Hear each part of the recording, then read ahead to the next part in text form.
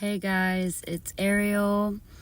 I just want to talk about the energy that I have been observing today while I am at work with my customers.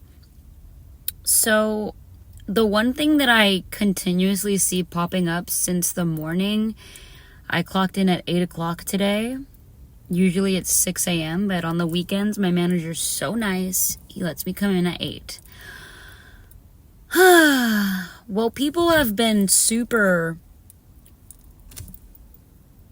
detached and almost separated from kindness, which is really weird because tomorrow is Easter. And so with that being said, I kind of felt like people would be in a more loving, compassionate, connected energy, but it is quite the opposite. Okay, we're gonna do windows down because it is hot AF in my car right now. So people have been being just super rude, and it's just very confusing. I get really confused when I get a lot of rude people in one day or just in 1 week.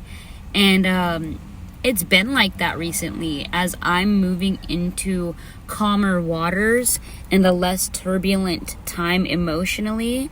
I'm seeing a lot of people losing it.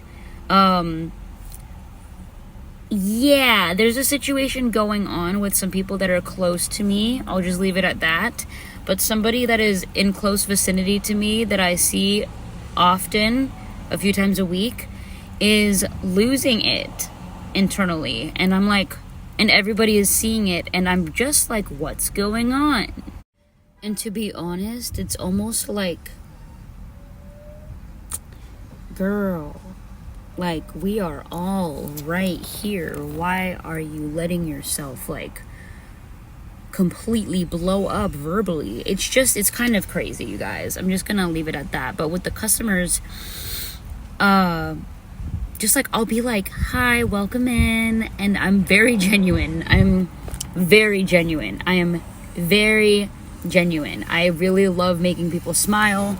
So I'm like, hey guys, welcome in, how's it going? And people are just and it's I'm not taking it personally. I'm just making an observation. I'm not complaining. I am just stating something that I am noticing in the collective around me. So, and I definitely know what it's like to have something going on internally and then having somebody else in your reality just in such a freaking peppy and happy mood, and then you're just like, oh my gosh. But personally, myself, me in my experiences, when people are being kind to me and I am in a bad mood, and I'm in that mood where I don't want to be around happiness because I'm just sulking in my misery, because I've been there, we all have. But when I was in that energy of sulking and someone was very genuine and nice to me, it would almost uplift me. It would almost make me appreciate humanity. It would almost make me happy to see someone happy. That's not happening right now. We all have our own personalities. We are not all like each other, even though that would be freaking amazing. It also wouldn't be. It wouldn't be amazing. But this is just what I'm noticing today, that people are just salty. People are just blatantly petty. People, and I'm not saying everybody, I'm not saying you, I'm saying that I'm noticing while I'm in a grounded state, while I'm in a very observant state, feeling the energy of myself, and then feeling as each person walks up how the energy shifts. So I know that it's coming from the collective. There are some people that are in a very good mood today. I'm not saying every single customer is in a bad mood. I'm just saying a good amount are. The people who are in a very good mood today are keeping me going. Okay, and then this one person came in, and I was talking to my coworker about it after, because we were both trying to figure out what the issue actually was. We work at a gas station.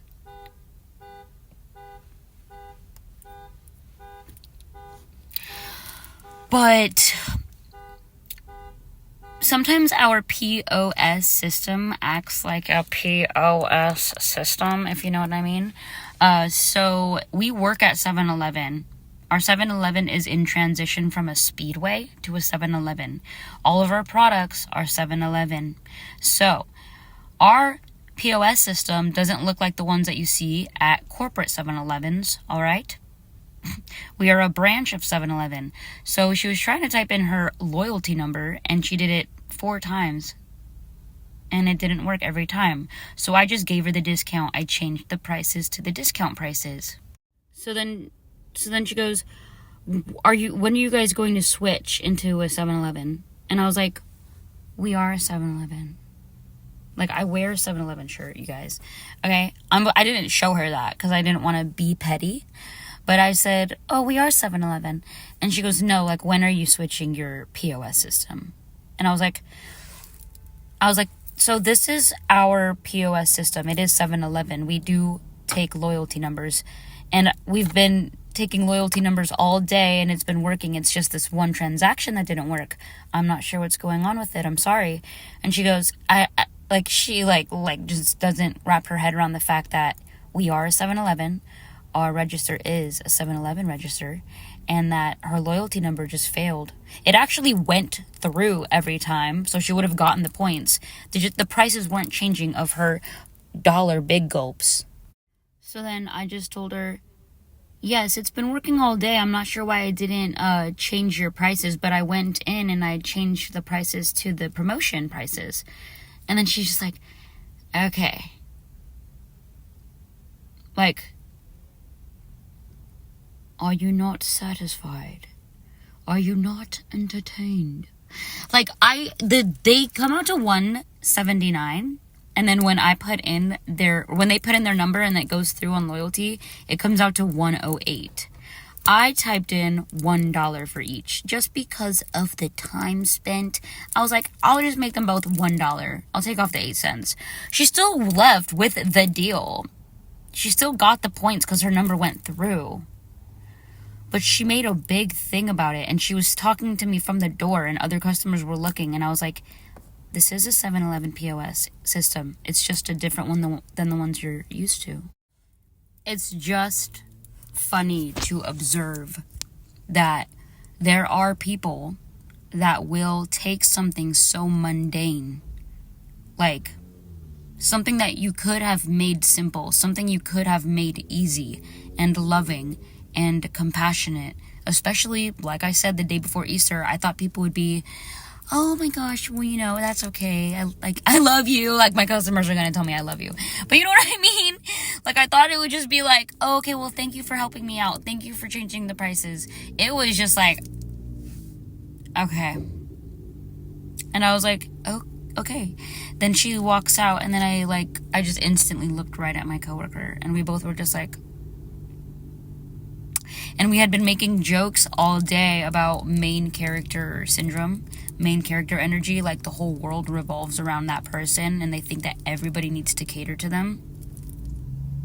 So that brings me to the energy of the day, the energy of this reading, which is, I guess you can say, main character syndrome, main character energy. Because the similarities between the people that I've been seeing are just that their bad mood is more important than my kindness. I don't believe this. I'm not saying this is a fact. I'm saying that is the energy that they are displaying to everybody, not even just to me. Everybody can see it and hear it. It's like the customers that will walk up after somebody like that walks away are like, woo, how are you today? And I'm like, I'm doing great. How are you? Keep it moving. Keep it moving. I don't get personally offended when people are in this mood. It just gives me content. It just gives me the energy reading for the day. So for me, it's like, kudos. Okay, I just did a quick little search on what main character syndrome actually is for you guys.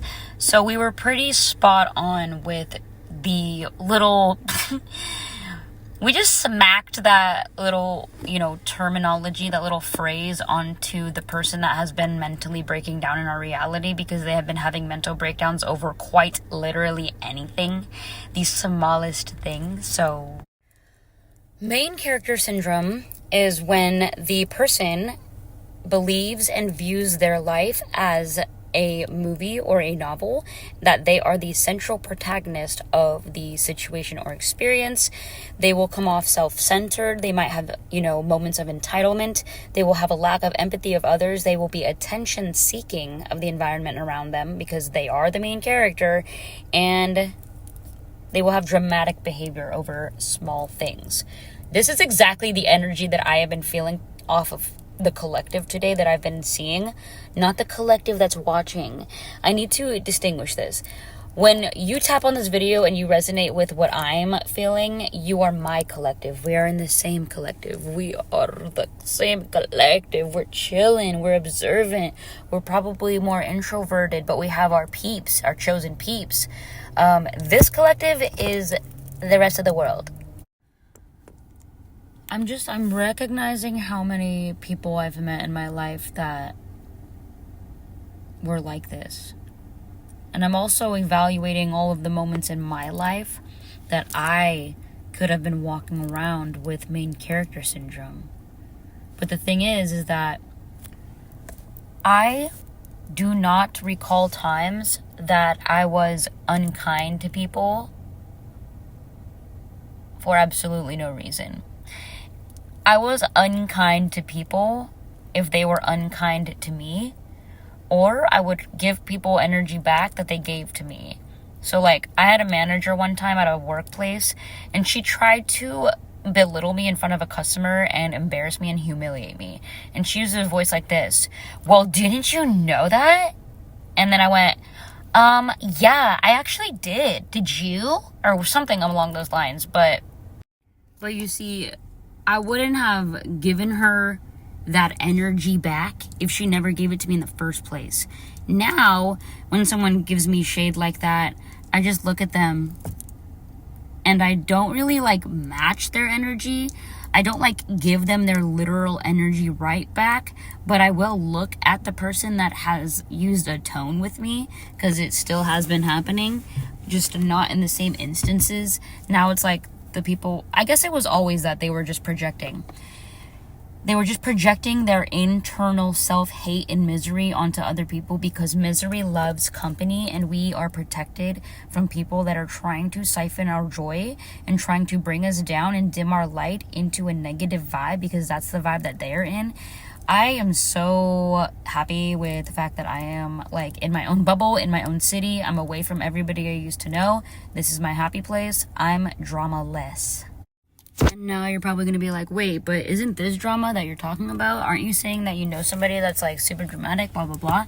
Yeah, but the thing is that I'm not a part of it anymore. This is me observing it like a bystander. This is me just being able to become the bird's eye view of the realm that we live in, the planet that we are on, seeing the differing personalities, processing information, and behavioral patterns of other people.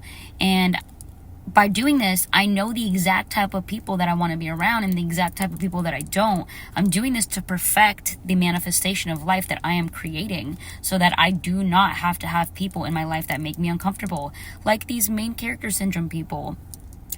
But it's fine, because they're just people that are going to be in and out.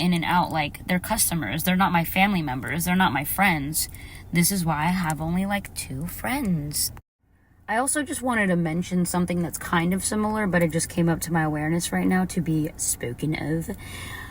There were moments in my life, you guys, where no matter what friendship it was or what memory it was, I remember that I would convert my personality and my maturity level to remain in the lives of the people that I loved our memories and our friendship mattered more than me being around people that were at my level.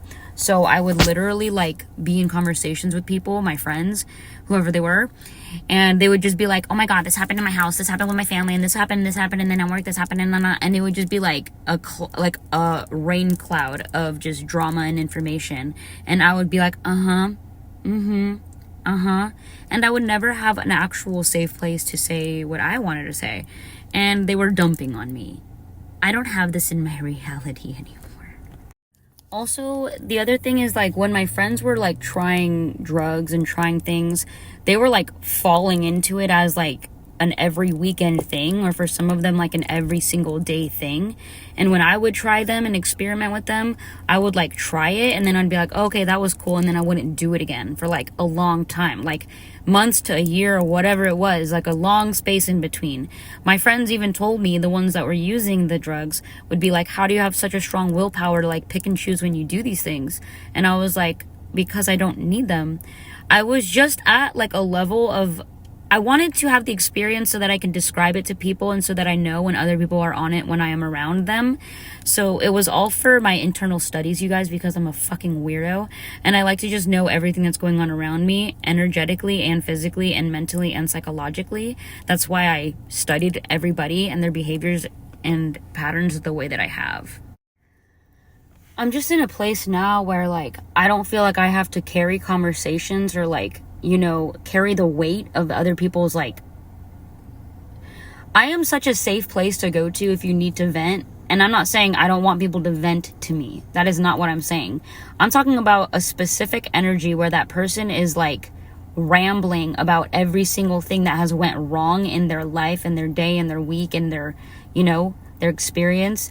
And it's not venting. It's like, I'm the third person that you've dumped this on type energy. Like, who's the next person that you're going to go call and then tell this all to again? That's what it is. And it's like, how do you live with that?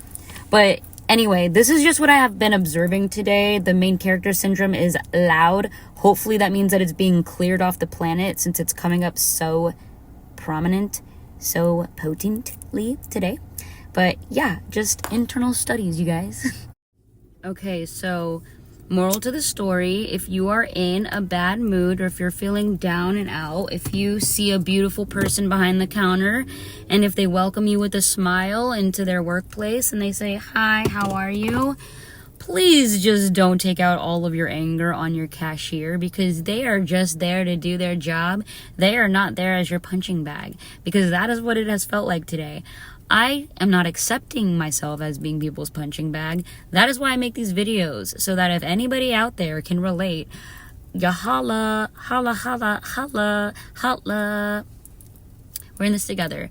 We are the space holders for people that do need to dump, apparently. But we are no longer accepting it into our field. We are like transmuting it. We are like, I love you. I hope your day gets better. Don't come back at me with that shit again, because next time, I'm just kidding. I love you.